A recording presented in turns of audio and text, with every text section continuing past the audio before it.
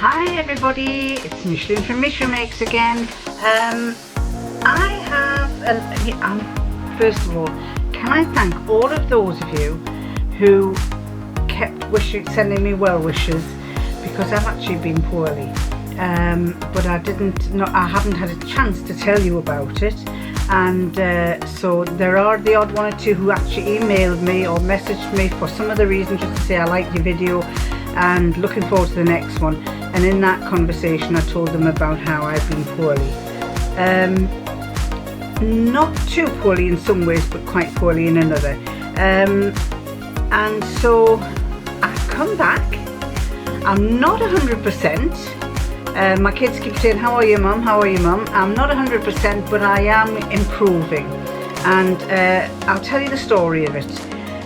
It's now, what date is it today? Sunday. It is Sunday the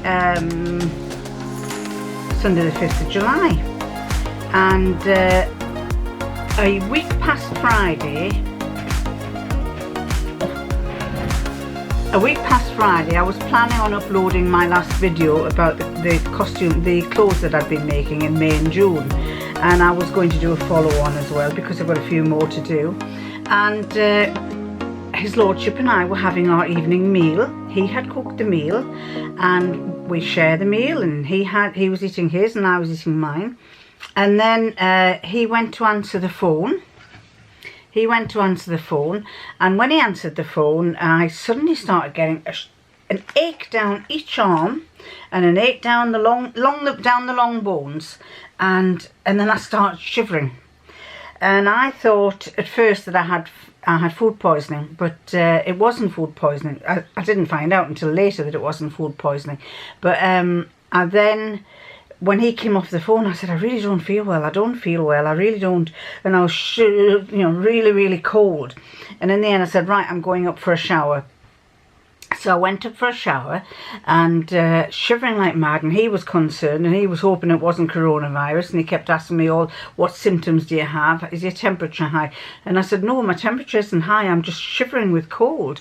And so then when I came out the shower, I said, I've got to go to bed, I need to lie down, And when I went to lie down, I knew I was going to be sick, so he went and got a bucket, and as soon as he handed it to me, I was sick. I was sick a couple of times, and then quite delirious in bed. I slept that was about 7 o'clock when we'd had our evening meal. It was about half seven by the time this had happened. And I got increasingly worse. I got achy, lethargic. I didn't feel 100% right, and I didn't know what it was. And I just put it down to food poisoning. And but he kept saying, well, how can you have food poisoning, because I've had the same as you. And we knew that we'd had a different lunch, because he had chorizo sandwich and I had garlic sauce. I had German salami sandwich, and I didn't think it was that. I said, I don't think it's that. So anyway, come Saturday morning, I woke up and I really didn't feel well. I really felt quite under the weather.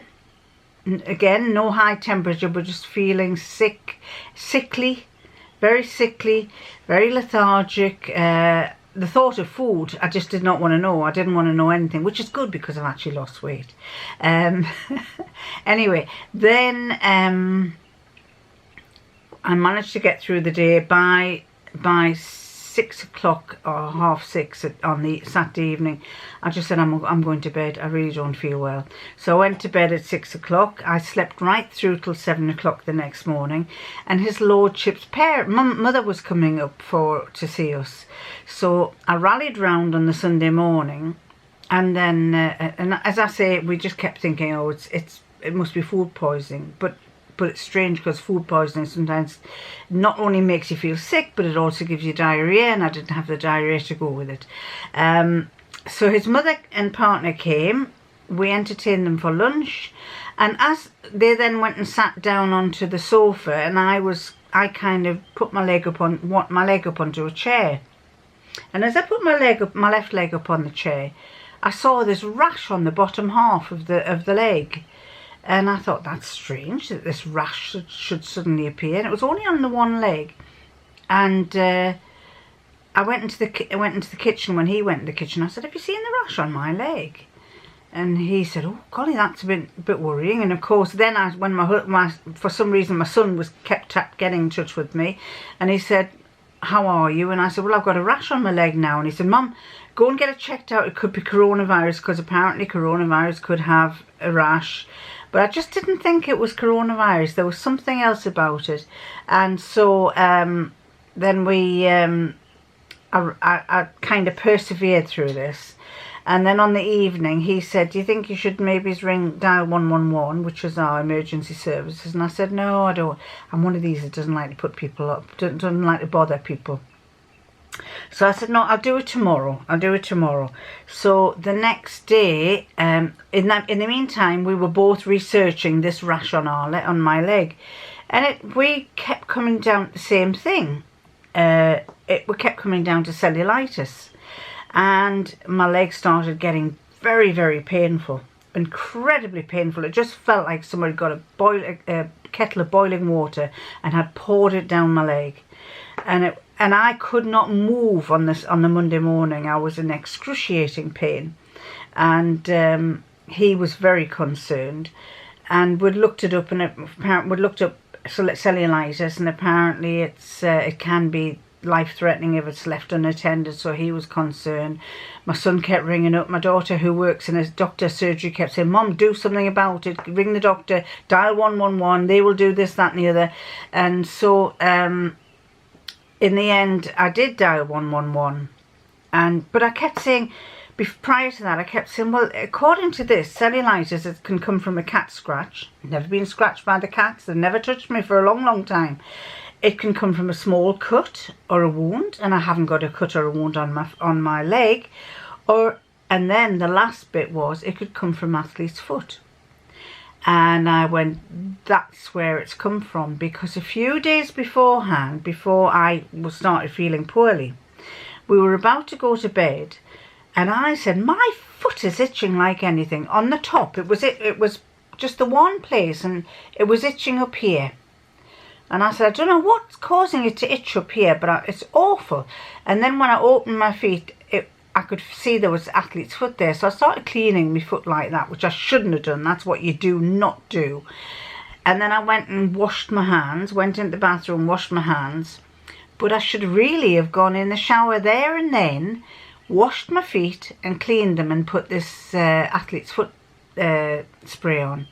But I didn't, did I? And of course, I washed my hands, and I thought, oh, I'll get a shower in the morning and I'll deal with the athlete's foot in the morning. So that was my intention. That's what I did. But what I didn't realise, that was by poking around between my toes, I had actually, there must have been a cut. I hadn't realised there was a cut. I just thought it was athlete's foot. I didn't realise there was a cut. I knew that athlete's foot gets cuts, but this didn't show a cut, or I didn't feel it. Sometimes when you get a cut, you have really an intense pain. So anyway, I didn't have any intense pain. I didn't see the cut. So the next morning when I got up, my leg was bigger. I was in more pain.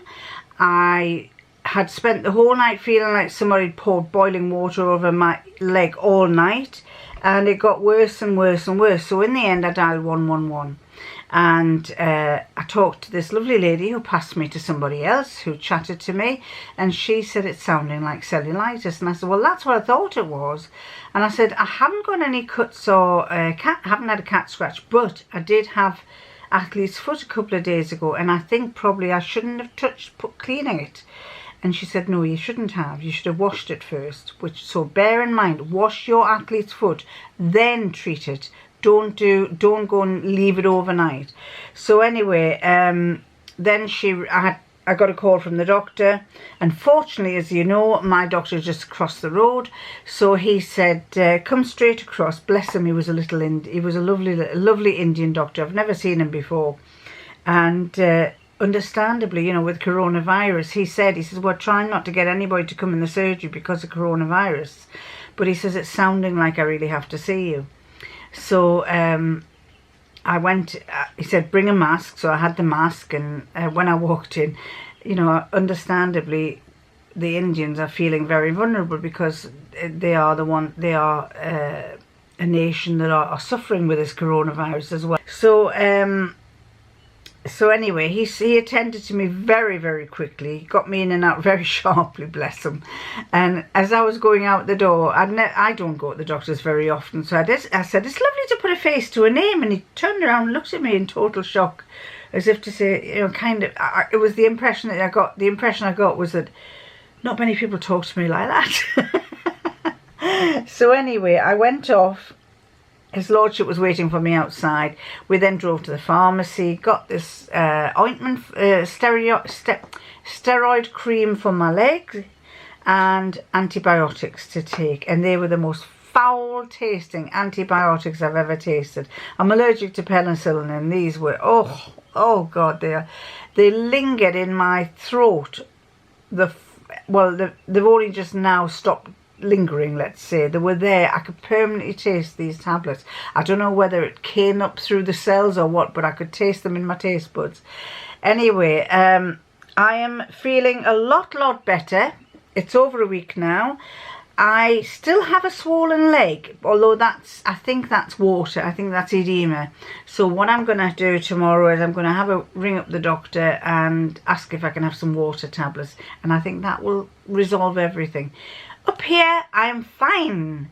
Down here, I'm fine. I just have a big leg, what I call a big lady leg. And my son laughs his head off when I say I've got a big lady's leg. I've got one with a lovely thin ankle and one with a... Anyway, so I haven't been able to do anything. I've spent most of this week in bed early, or just with my leg up trying to rest it, or not getting anything done. So this little video is going to tell you about something else. I've done all that conversation. Now I'm going to tell you about one of the things that I've made.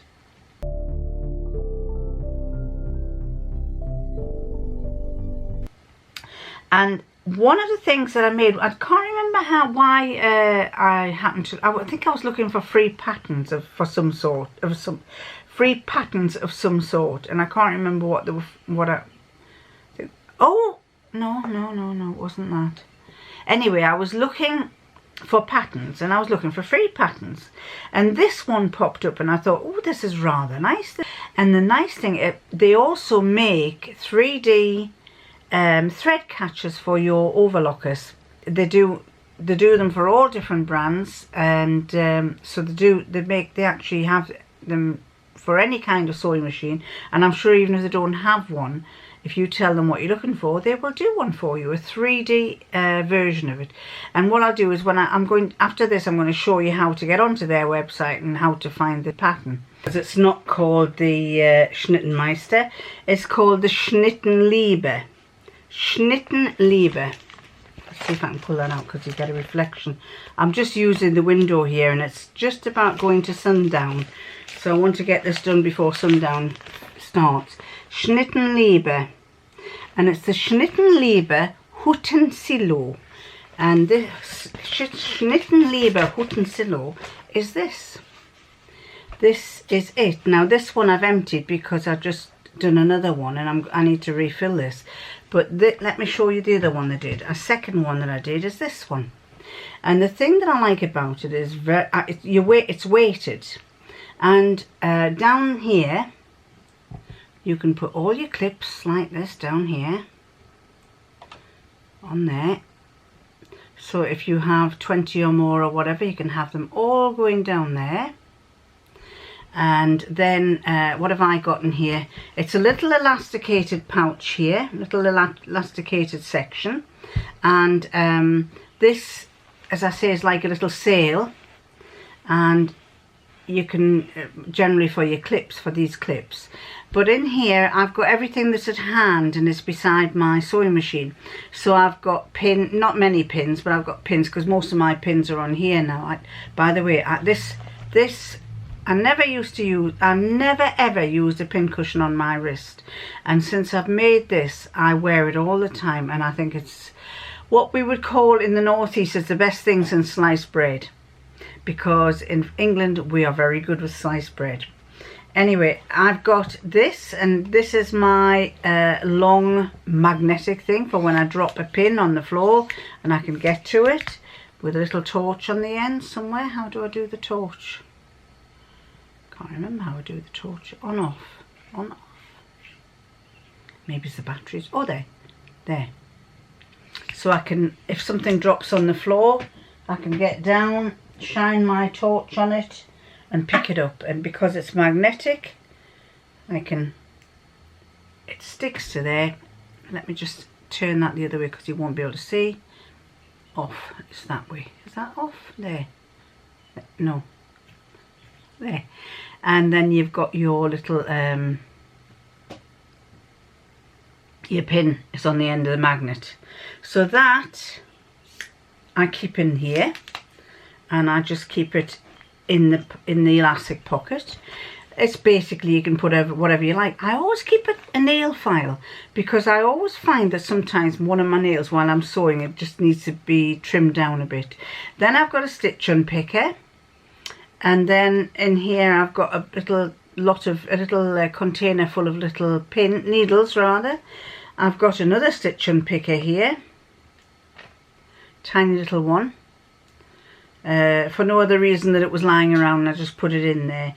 I've got my white chalk pencil in case I need that.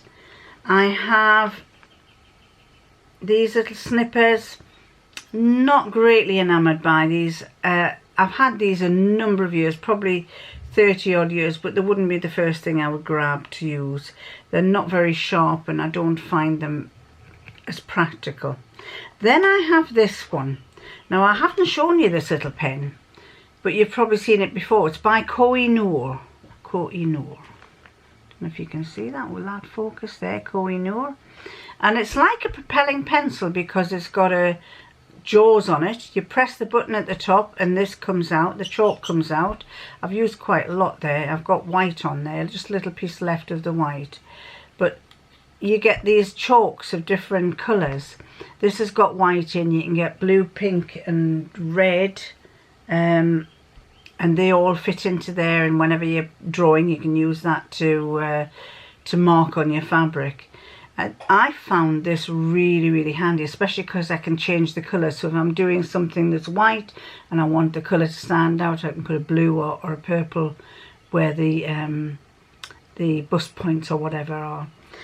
So that's, I've got that in there. Then I have this little ruler and point turner button gauge. Probably never ever use it as a button gauge, but it's quite good for point turning, and that goes into here. And then I've got my favourite little threading tool. Some of you who actually watched my patchwork, the landscape patchwork one, my thread snapped halfway through. I didn't use that because it wasn't at hand. What I did use was these for threading the needle, and these are handy to have. Now these could go in here, but I've got another little place for those to go. Lastly, not lastly, but my gadget with all the multi-tools in there. That comes out, and I can put new tools in. They're all inside the cap there. And then a few needles with thread there, a few safety pins that come in handy, and I just find it really handy. Sometimes if I have a little pair of scissors, I can put a pair of scissors in there as well. You know, it's just a handy little thing. It's weighed down. That being the first one, I could not get this to lie. I wasn't sure if it was meant to lie straight, but since doing two, I don't think they are, because that's doing the same thing. It kind of goes to one side. This has actually got a piece of copper in it. I couldn't get it to go straight, so I had some copper, some sheet copper, and so I made I cut a couple of pieces like that and fed that up to make it a bit stronger. So I have this one's reinforced with copper. Inside here I had some lead shot from a jewellery polishing machine that I had left, and so I've used that. So there's a real, listen to this, real bit of weight to it. The other good thing about this is if you have it on the table when you're cutting your fabric or your patterns, it's a fabric weight for you as well. So this one has lead shot in it. Not everybody can get lead shot, so this one has lentils in it. It's not as heavy, still loud. There you go. More.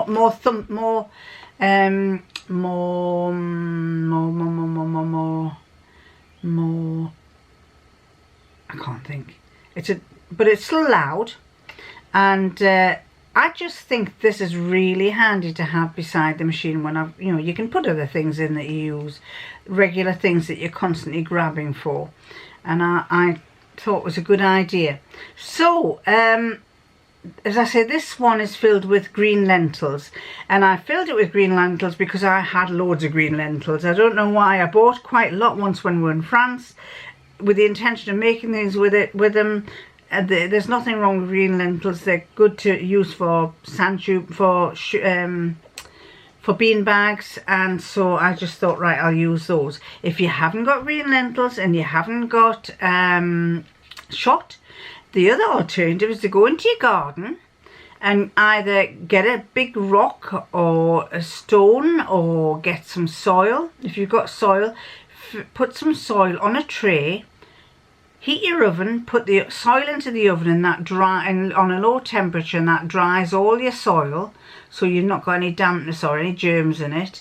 And then once it's cooled down, put it into a polythene bag, because what's inside here is in a polythene bag to protect it, so it's not going to damage anything on the outside. And you feed it in through a hole. I can't remember where the hole is now. I think it's down here on the inside of this flap that goes up. This is elasticated,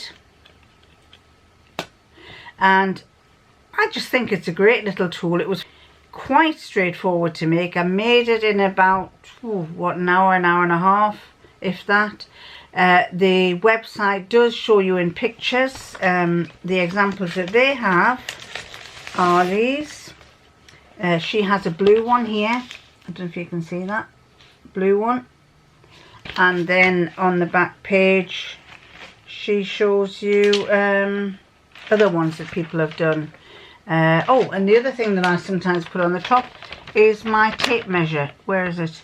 My tape measure sits on the top of the point. I usually put it on the top of the point. So you've got that one where they keep the scissors. You can keep scissors in there. This lady has all her clips down one side and around the edge as well. This one here has put a bit more elastic on, and she keeps her machine needles there. And similarly, she's got lots of pegs going down there.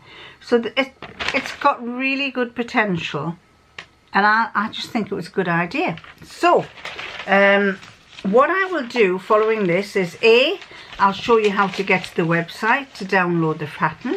It's German. I don't know a word of German. Thankfully, there it is. It's made up of 3 pieces. Let me show you what there is.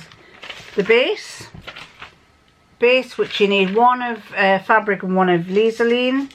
Then you've got this collar that goes right the way around. That's the bit that goes around. And what you do is you're going to put elastic in the top part to make sure it doesn't stretch out. And then you've got this, which becomes the triangle. That becomes part of the triangle. And I think, there's another piece, isn't there? There's the pointy bit and the pointy bit. So that's your pointy bit there as well. So that one will go there, coming up like that. That's your triangle.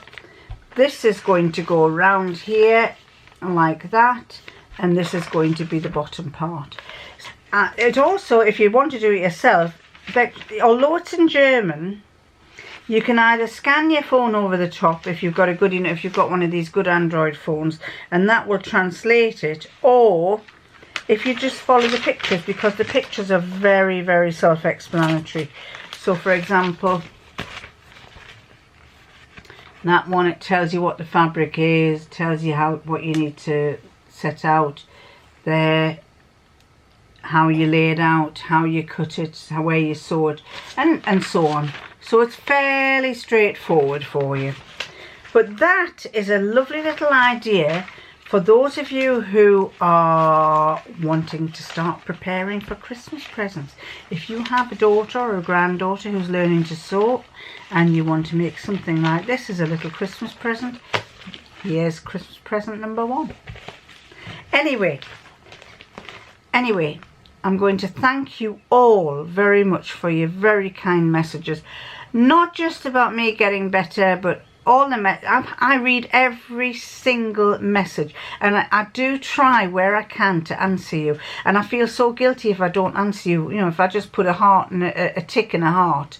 I want to answer everybody, and I do try to answer everyone. And if somebody, especially when somebody comes on and says, I'm new and I really enjoyed your video and love this and you're great or whatever, it's not because it makes me head swell, but I just like the fact that somebody likes to watch the videos, that is all worth my while.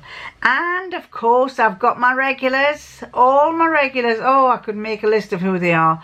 I should do one day, all my regulars, put the list of their names down, and then but I'll probably get somebody who says, you didn't put me on, you didn't put me on, why haven't you put me on? Oh, I must tell you a little joke. My grandson, as I told you that a few weeks ago we went to meet up my 2 grandsons, and when we got out the car, they'd been forewarned, because they're in a bubble with my daughter-in-law's mother, that you cannot hug grandma, you can't touch grandma. And the littlest one, bless him, he wanted to come and give me a hug, and I said, William, you can't. I said, you can't, because the man on the television says I can't give you a hug, but when the man on the television says I can, then I will give you a hug. So we went for a long walk, and they were running around enjoying being with the grandma and pappy and everything, and thoroughly having a great time. And then a few days later, he keeps wanting to ring us up and talk to us, you see. He's only 3, and this particular time I missed talking to him, and his dad videoed him, and he's on this little toy phone, and he says, Grandma, will you come to my house, and will you give Edward a hug, because he wants to cuddle and the man on TV says you can, and then you can come and give me a hug too. So then today we've had Brian's son come up. He asked if he could come up and see us, so we arranged for them to come up and see us, and we were sitting we made a meal, and we're having a meal. And then my little grandson came online, video WhatsApp. So I said, right, excuse me, I'm going to go and talk to my grandson in the other room. So I went in the other room, and he's chattering away to me, then he said, Grandma, can I see the pussycats? So I said, yeah, come on, we'll go and see the pussycats. So off we went to look I was looking for the pussycats, but I had to go back into the room where everyone was. Well, every time he's been to my house, there's just been him, me, and his lordship. And of course, when he saw these people, he did what I do. He went his finger straight into his mouth. And there was little Isabel was there, and I said, there's Isabel, say hello to Isabel. And then he said, and I said, here's Jamie, and here's Lucy, and they're here, they've come to see us. And so then I said, after a while, I said goodbye to him. I had a good chat with him, I went and said goodbye. But then I got this message, and I have to play it to you because it had me in fits of laughter, bless him. This was him afterwards, and I said to his daddy, I said, I think he's a bit jealous because there's people here and he's not here. So this was him, if I can play it.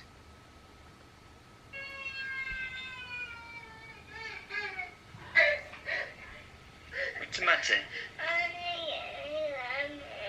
I want to go to Grandma's now. We'll go next time.